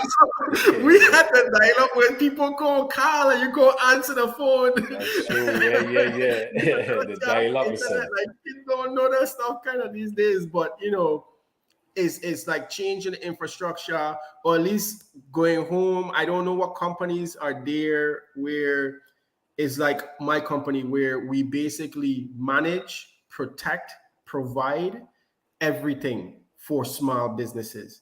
And that is what makes our island what it is. All the mom and pop shops, wherever store that's not a chain from the States or wherever, that's the most important people. And they need the most help. Guess what? I could go home for a month, set up camera system for everybody, put all the new applications so they can manage all of that stuff on their phone, restructure the whole office, and they good. I've had those things in my head, but I didn't live in the state for a little too long. Sometimes making that transition and going back home, I don't know if I could do it, but it's always tough. It's still something in the back of my head because I want St. Croix and the VI in general to flourish. And every time I go home, I got a little sad because I just feel like the island ain't where it needs to be. And that's no knock on anybody. That's just, we just deal with hurricanes every year, and we don't have all the funding we need. The government can only do things so much. There's a lot of things in the back end happening, and I completely understand that. But it is sad when you go visit and things in where it is. It's almost the same like when we were younger. That doesn't make sense to me, because it's like, I in my 30s, like this was here when I was in my teens and younger. Like, we need to rebuild the infrastructure. We need to do all of these things. So I could say as much as I need to do it, but I know it's tough. It would be tough for me to go home and do that, because then I would have to try to connect with the right people, get the proper funding, do all the legwork, bring people from the United States to assist with this. And island people ain't gonna like that. They're gonna wonder why we can't grab people from St. Croix. But unfortunately, we don't have that kind of tech school home. If we have a tech school, IT tech home, then hell yeah, everything will work out, because then the kids then will be learning something. Even if they do it at UVI, if they put in, we used to take vocational classes at Complex, right? So what happened to the vocational side of things? We used to do those things back in the day. Why can't we have those things now for IT as well? Which to me, again, is the biggest field. So if we could establish something home, I think the islands, them in general, will definitely be in a better spot. I agree with you 100%, man. I agree with you 100%. I was asking about the same thing when I was there the last time, about, dealing with the, like, if they have like fiber optic cables there and everything, man. Like you said, they need all of that infrastructure, man, to be up to par and move with the wall, the same pace the wall is moving with. You don't want the wall to be here and, the islands is to the bottom. Yeah, primitive. It's primitive. Yeah, so, man, that's big, man. That's big. For sure. So, So I'm gonna switch it up a little bit. You still follow you follow basketball on TV? You follow baseball on TV? I know all y'all we was talking about football. Hey, listen, I just tell you my Eagles bust them 49ers, okay? So I just saying, yeah. So and Linval is playing the Eagles. So of course I going to support my boy. Why not? That's another VI talent. You got to support him. That's true. When it comes to basketball, Carrie and me ready went into this. She just vexed on me, but I's a LeBron James fan, and I will always be a LeBron James fan. Okay, I just think that man is the best basketball player that's ever graced our art. But that is just me being super biased. That's totally fine. As far as baseball go, I's a Yankees fan because that was a first baseball team that I actually saw in person. So we grew up on an island, so we used to watch everything on TV. So we could choose, you had no place to really rep. But when I come to the States, the first game I went to was a battle in the Bronx. So, seeing Jeter and Rivera and Pettit and all them boys playing, that's what really sit with me. I was like, you know what? I want to wear pins and stripes. That's the place to be. That's my goal. My goal is to make it to the major leagues and play for the pins and stripes. That was my dream. So it's like, okay, I just follow it all the time. I every sport. Soccer for the wall. I was a big CR7 fan. I don't like how they're treating him right now. Me and Shumba and them boys used to argue about Messi and Cristiano all the time. But yeah, I was a sports guy, man. That will never leave me. I just every day I have a bunch of monitors set up in my room in my office, and one of them always have sports on. Like it doesn't stop. I have to. It's a part of my life. Is who I am. So I can't lose it. That's true. Definitely can't lose it. You see a boy last night, LeBron James, when he get fouled, he didn't get a call. That was a foul. I mean, you see it. No, it was a foul. They might have to come on camera. They might have to come on camera and get a tech for it. Like, yeah, partner, man. Everybody and their mother knew it was a foul. Even Boston knew it was a foul. How it wasn't called? How you gonna call this little ticky-tack thing for Jason Brown on the other end to get here and one, and LeBron James, guess what? When they always say, LeBron James to run away from clutch situations, what he do? Get a ball 4 seconds left, drive straight to the rim. So that means if you foul him, what he gonna do? Free throw line. He ain't a great free throw shooter, but the fact that he's doing it, that's what everybody been asking him to do. So now that you ask him to do it, get him on the call. I could understand if it was a little swipe, if maybe he touched the ball first. No, partner, man, that was literally all hand. And I watched that and I get so pissed because it happened at Dallas game. Yeah. It happened with the Sixers. It happened with Sacramento. And all of that is this month. This month. How this man shooting what he's scoring since his birthday? 38 points a game or something like that. The man going off. The man had 40 last night. I'm sorry. If you tell me I was 38 years of age and I could do that at the highest level, I don't know, bro. And this is coming from a person who used to love Michael Jordan, Kobe Bryant. I mean, basketball in general. I used to love just watching basketball and watching these dudes. I get to see LeBron James live now probably like 5 times. And every time I see this dude, he do not let me down. He don't let me down. It's like I just see my favorite basketball player of all time is Magic Johnson. That's my favorite, right? Showtime Lakers is what the 80s as a baby. That's what I used to watch on TV. Yeah. So Magic is my guy. LeBron James is Magic on crack. Literally. So you literally gave me my favorite basketball player, but somebody that could score at that clip, who doesn't even want to score. He's a pass-first guy. Yeah. Scoring at that clip, but he about to pass Kareem. Come on, man. I could talk about this all night. I wish I could be at that game when he break the record, just to shut all the haters up. And I don't care what anybody said. They could say they could say, everybody scoring too much. Guess what? If you look at the scores from the 90s and you look at the scores from now, it's damn near the same. The scoring is still the same. So I don't want to hear that nonsense. Homeboy about to break the only record that's been standing for 40 plus years. I can't let go. And Cariana, I know she's gonna be vexed and she's gonna hear this because she's like, hey, she gave to marry LeBron. No, sir. No, I's a LeBron guy, man. I'm sorry. Man, LeBron, man, he's the man.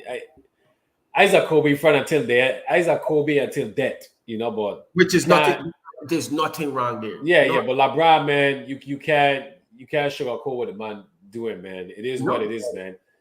You no. know, the man is the man, listen. The man is the man. I ain't gonna lie. He's the man.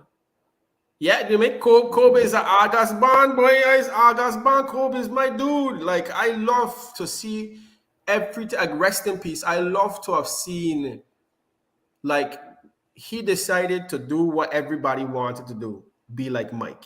He was a clear replica of Michael Yeah, Jordan. That is difficult. We all said Michael Jordan was the greatest of all time. And Kobe come in and show everybody that I could do the same thing. You like this fade away? Watch it. You want this and one with the tongue out? Watch it. I could dunk just like you. I could shoot just like you. I could do everything you could do. And he went at a big clip. So I have nothing against Kobe at all. I just, again, it's like, who's your play style? Who you favor? What kind of Celtics. basketball you like to watch? And this is coming from a person who wasn't all that great at basketball. I wasn't bad, but I just could hold my own as a point guard. That was my job. Distributing the ball, drive into the rim, kick it out, hit the open man, put it in chest right and he shoot it farm. To see this man do those things at such a high level, man, is such a joy to watch. It is such a joy to watch. That's my brand of basketball, and he does play my brand of basketball. So I can't ask for him to do anything else. And he just happened to be breaking every record along the way. And it's not good because the man go finish with the most points, top 5 in assists, rebounds, 3-point shots, everything. The man he just have so much record. Who gonna catch it? He gonna finish with like 45,000 points. Who gonna catch this man? It's crazy, man. Who you gonna ask to play for 20 years at that kind of level? Oh man, he's gifted, man, and luck and everything, man. He stay healthy and he did what he's supposed to do. You can't That man hit the listen. lotto. Just the records he breaking, man. Everybody got to show the man his respect, man. He did it the right way. And he's been a model citizen doing it the right way, man. Building a school, supporting his kids and supporting a lot of different, business ventures and people around the way and stuff like that, man. He's just a good model citizen, man. So you can't knock LeBron James, man. And that's the sad truth, huh? As a black man in the United States, out of the ghetto in Ohio, Akron, this man bring all his friends, all his boys now is top-notch people making good money. His family, his community, he built a school. The man is humanitarian, always speaking up about stuff. Yeah, there's some things you could poke at it and be like, oh, he should have did more or whatever. I get it.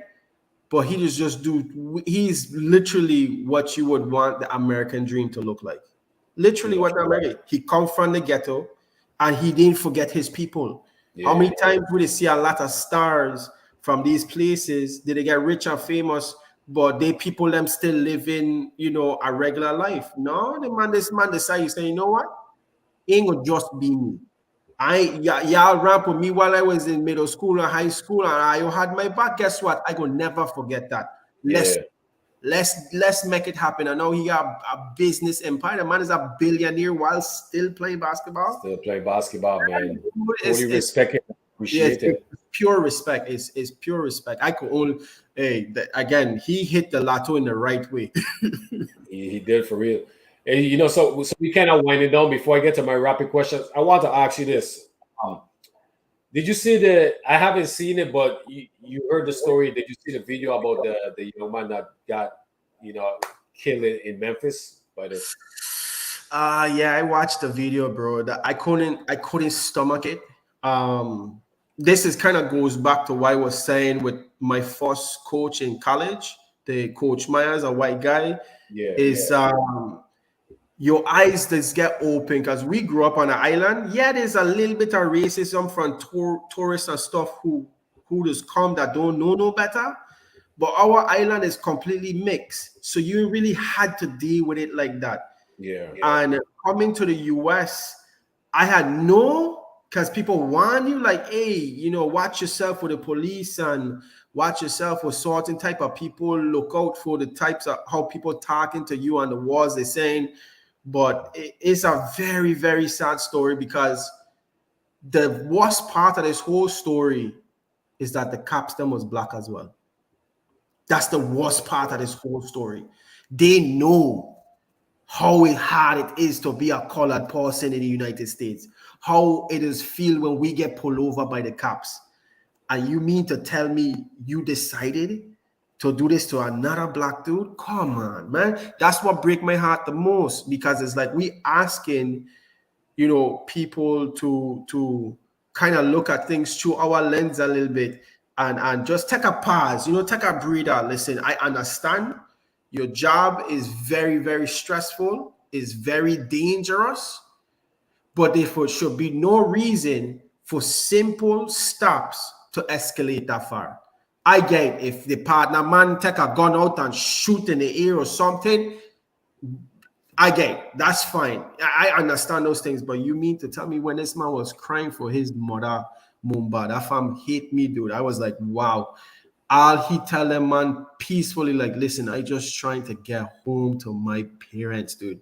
Like, how sad can that be? And you could tell they had a motive from the very beginning, that they, whatever it is they feel that they had built up that night, whatever anger, whatever hatred they had, either I feel for themselves, because these police officers and these black people in general, it's tough, man. That farm was really sad. I hate to see stuff like that happen. And the sad part about it, and even though these dudes is going to get charged because they're already charged and indicted, and I think they have to do jail time. Oh, for sure. The worst part about it, I don't know if they will. They will. Because how many times have we seen a killing and they get a slap on the wrist? This one different though. This one different. I know this one different, but I won't be surprised. I it's the same way like you. I feel like, yeah, these dudes definitely they're going to jail. Yeah. But if they don't, I won't be surprised. And that is a shame, because now you're getting desensitized to these type of things where stuff is happening around you in your community, and you seeing and hearing all these things happen. And at the end of the day, you feel like even when it's so egregious, they still don't prosecute these dudes. Like, how is that possible? So, one, I tell you, I'm gonna be honest with you. I won't be surprised if they get a death penalty. You know why? Because one is the fact that the black cops. So just them being black cops, you see how and like I said, the viewers watching it and the viewers who will watch it, on the playback and in the future, like they have been. This is different, just because you see like how they was like, oh, Friday we're gonna release the video and stuff like that. It was like a built up for this situation and stuff like that. Yeah, they already get charged with second-degree murder. Okay, good. But just hearing the reports and hearing the people them saying like how the cops was laughing and they were bragging and how the whole situation was and stuff like that, I just feel like, honestly, I feel like they should get the death penalty. And is the bigger question. The bigger question is like, black cops doing it, white cops doing it, Hispanic cops doing it to black people. So like where we stand. Yeah, that's the thing, is like, where do we stand? Like you said, man, you know how it is when we were growing up. Any young kid growing up, something happened to you, you scream for your mother. Yeah, no matter what age you are. Once you're in danger, it's just the natural human reflex of you scream for your mother. Yeah, you become a child. You know what I'm saying? And like you mentioned earlier, man, your own kind, and hearing somebody scream for their mother and you didn't have no type of remorse in your heart, nothing whatsoever. Come on, man. Them dudes need to get a death penalty. Yeah, I'm out for it. Yeah, I'm out for them being put down. And yes, the sad truth about it is that they are black cops, and that I feel like them being charged and put in jail and death penalty is like, why we need to see that happening across the board. We don't need to see like, all of a sudden you don't hear from the Blue Lives Matter people and the Blue Shield people, and they say you don't hear nothing from the cops people all of a sudden. That's But that's the funny thing about this whole situation. when the Even other the media, demographics them do it, right? When the other demographics them do it, they quick to come and support their cops. But now, you know, it's back to black and black crime. So it's like, oh, we could charge these boys. So it has a lot of like weird twists. yeah, that's I am a firm believer. I don't care what color you is. If you do something like that, you need to be put down as well. Yeah, right is right, wrong is wrong. You can't do something like that and think you are allowed to live your life the way you want to. No, you either need to be life in jail, and guess what? If them cops go life in jail, they heat. Boy, ex-cops in jail for stuff like that, them inmates gonna tear them up. So it's like either way, they going in with, you know, their own kind of death sentence. But it's just sad, man. It is a real sad. Yeah, I watched a couple of the videos because I know it's like 5 total videos, and I couldn't watch all of it. Like it started to turn my stomach, because once you start to hear how they was talking and how he was responding, you know that they was going to do everything, that they was going to beat he down, no matter what he was doing, no matter how he responded. None of that mattered. They had it out to beat him from the beginning. It just happened that they kill him as well. I didn't think in their mind they had the intention of killing him. I think in their mind they had the intention of beating he.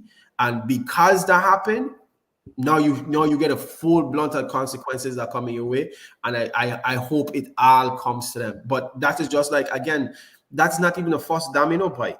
This has been happening so much that it's just sad. It's like I've seen it myself. I've had my own. I went to Savannah State. Savannah, Georgia is not a nice place for people of color. Like that city, beautiful city, but it's split in two. Yeah, it is literally historical place. If you go on the left side over by River Street and Scott and all them nice schools and stuff, oh, it's nice and everything, no problem. You go on the other side of the train tracks, and it's the ghetto. It's all the colored people and everything like that, and it's heavily policed and everything like that. I myself used to drive a gold and black Civic, souped up in Savannah, but your boy was pulled over all the time, and it was the same thing. I had to teach myself my rights.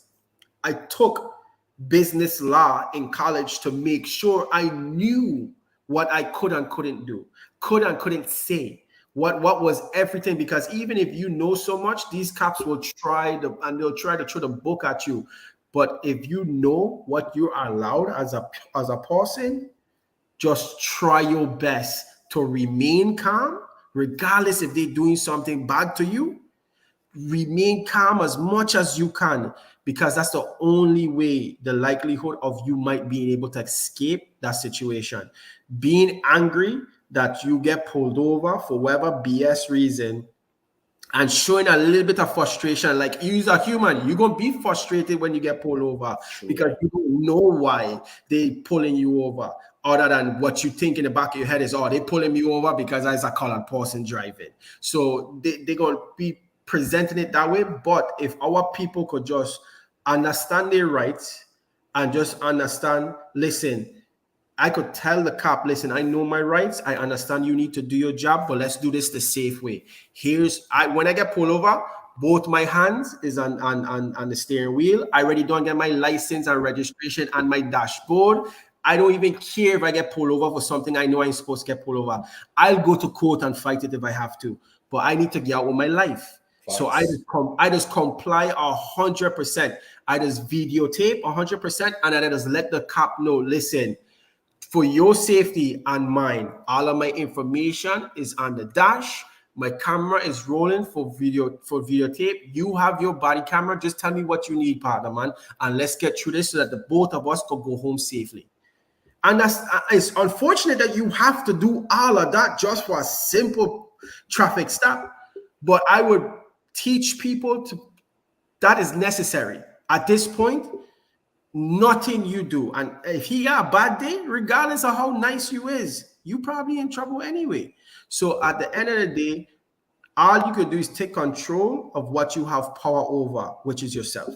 That's So true. That's if you true. calm yourself, compose yourself, and just deal with what's happening. If that man tell you get out the car, don't argue. Get out the car. Just videotape, because at the end of the day, you could go to court and you could fight these things, and you have a better chance in court dealing with them rather than trying to argue with them about your rights and argue with them about all kind of nonsense and, oh, do you know the state law for this and all that stuff. Panama, you could know all of that. That cop angry, you on the ground. And the next thing you know, you get your butt whooped. And next thing you know, you trying to protect your face from getting your butt whooped. Now you're restraining. You're resisting arrest. And all of a sudden, it just keeps going and going and going. And that rabbit hole could lead you to the worst case scenario. So I will always tell my people, them, listen, it hurts. It's frustrated. It sucks. Yes, we have a long way to go. But the best way for us to stay alive is just simply suck that salt, take it in, and deal with it as it comes. Be very calm. Have everything prepared. Don't reach for anything.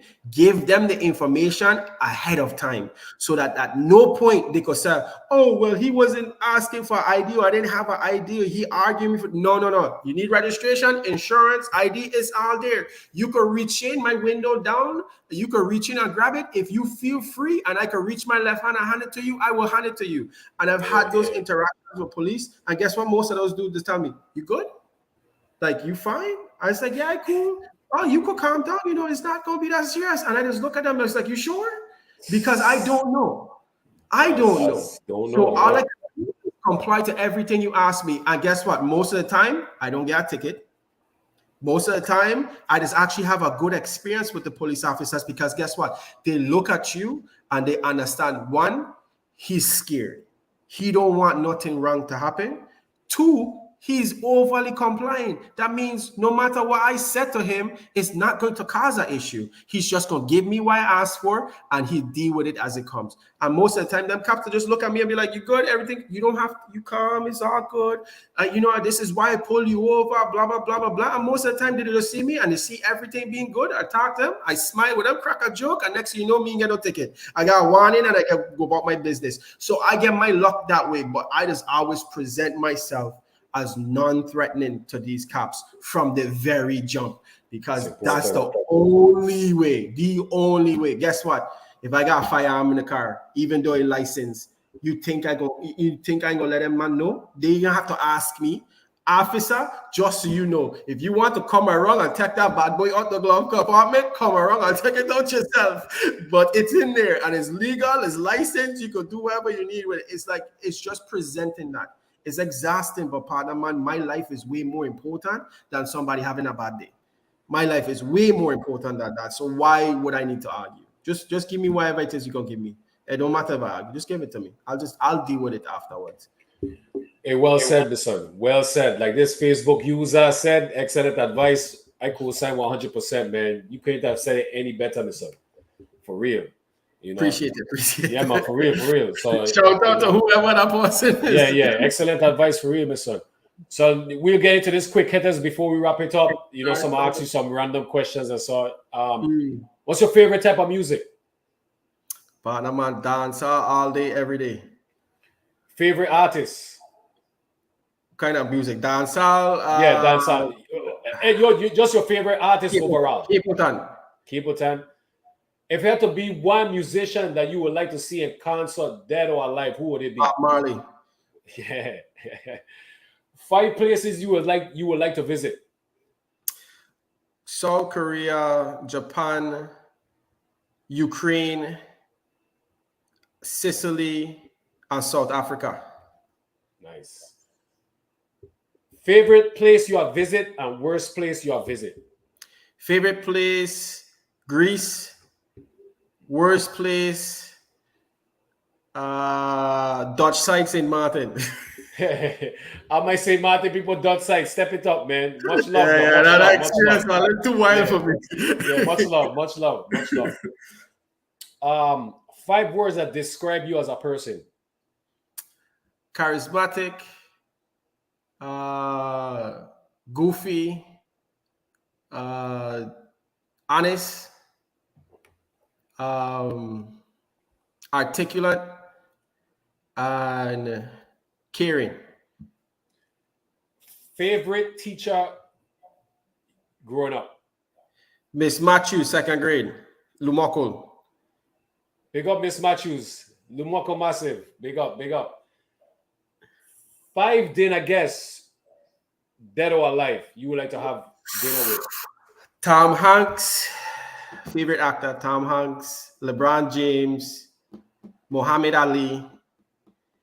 Bob Marley. And yeah, fifth one, tough. Prince. Nice. I don't nice. think that's gonna be a wild dinner table. That's good, man. That's good.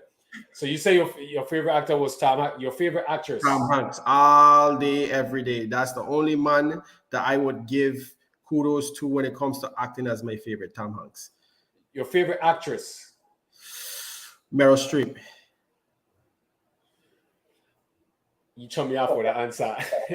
I was supposed to say, what's the other? No, she's one of the best. But yeah, no, it's another one that is, but she's like 1A, 1B is she's a black woman. I forgot her name. Jesus, I'm so bad right now. Viola Davis. Yes, that's what we're talking about. Yes, Viola, that woman. Yes.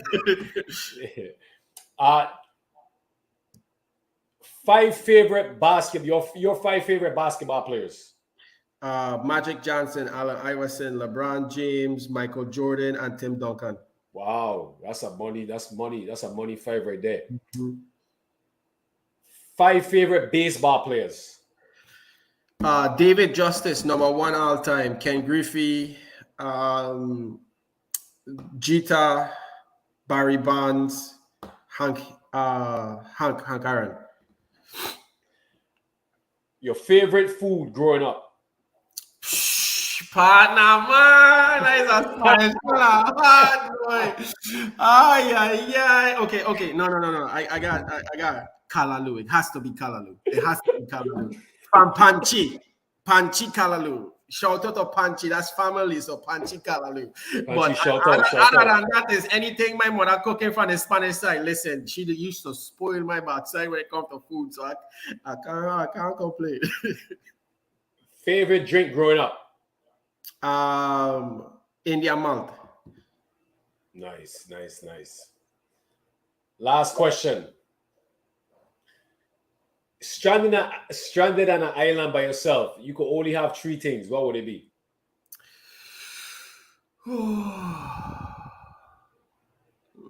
That's tough. My computer, as long as it can stay powered up, internet access, and a workbench so I could build stuff for myself. That's it, man. It's a wrap, my brother. Appreciate it. Any shout outs you want to give? Any shout outs to anybody? Shout out, Carrie Ann. Thank you for hailing me up. Mumba, of course. Thank you for having me here. Shout out to all my baseball peeps them from back home. Love Ayo, miss Ayo so much. To Tyne them, Kashim, the Encarnacions, the Simmons, Moorheads, all Ayo. They're still in part of me growing up. And I will always love Ayo to death. So shout out to y'all. Shout out to my high school graduating class at 2004 Country Day. We ramping. And of course, my family, all day, every day has been a crutch for me my entire life. My mother and father, my father is my hero. So, they deserve everything. They flowers now and after. Nice, man. This was a great episode. All the viewers appreciate you guys tuning in, supporting, Manni and his episode, man, and listening, man. A lot of gems, man, a lot of great gems. So I appreciate you guys engaging with us and, leaving your comments and everything. So I appreciate you guys. Make sure you guys follow us on YouTube, vida.legends, as well, so you guys will always check out the different episodes from the past, man. Episode 92, man, this was fabulous. And I definitely want to give a shout out to all the previous guests that came on the platform and shared their story. I appreciate each and every one of you guys, man. You guys are bigging up the Virgin Islands and you guys are sharing your history. you know, from your own words, from your own mouth, you know, and giving the next generation a chance to learn about the different history on how it was growing up in the Virgin Islands, man. So I appreciate all you guys for tuning in and everyone showing up on the platform, man. You guys be safe. Have a good night. We will be back next Sunday. So everybody be safe. One love. I appreciate it, Mumba. Have a good one, bro. You too, man. Be safe, brother. Be safe, man.